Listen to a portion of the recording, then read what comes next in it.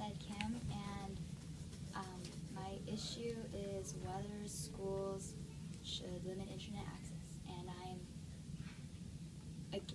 against that. Right? Against that. Okay. Kent Conrad, former U.S. Senator, once said that access to computers and the internet has become a basic need for education in our society.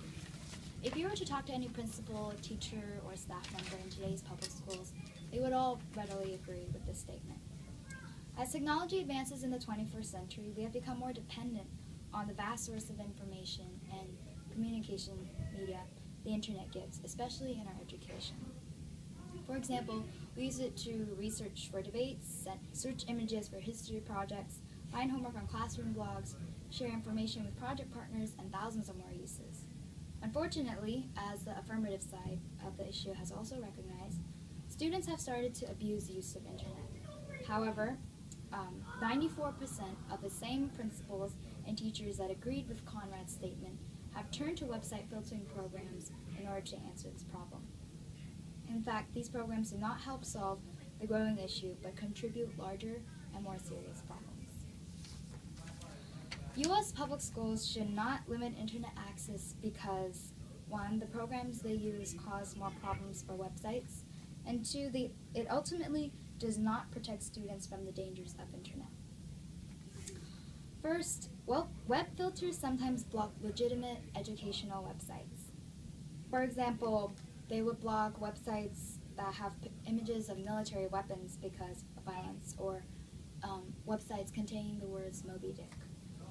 While some may argue that sites can be unbarred, usually it involves a long, complicated process which involves decisions being made mostly at the district level.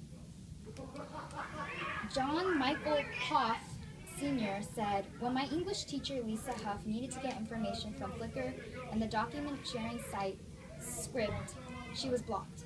My classmate Megan Hollifield wanted to watch a news clip on YouTube for inspiration on producing her own broadcast, but she was also blocked."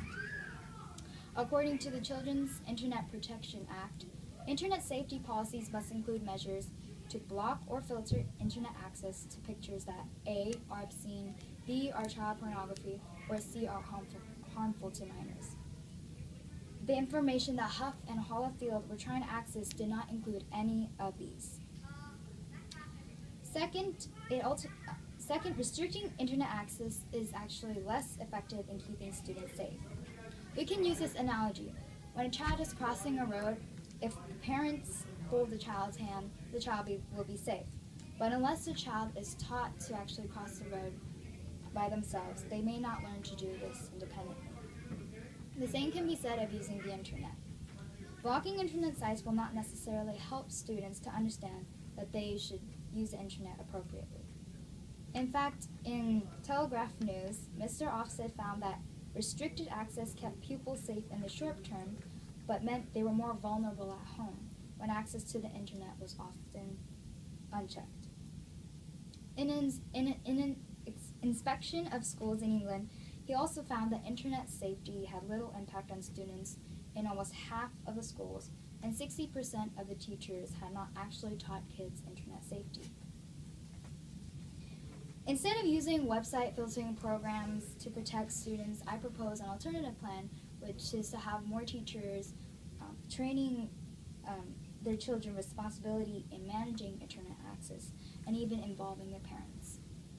Schools should not limit internet access because, one, the programs that they use cause many blocking website problems, and two, it ultimately does not help in protecting students.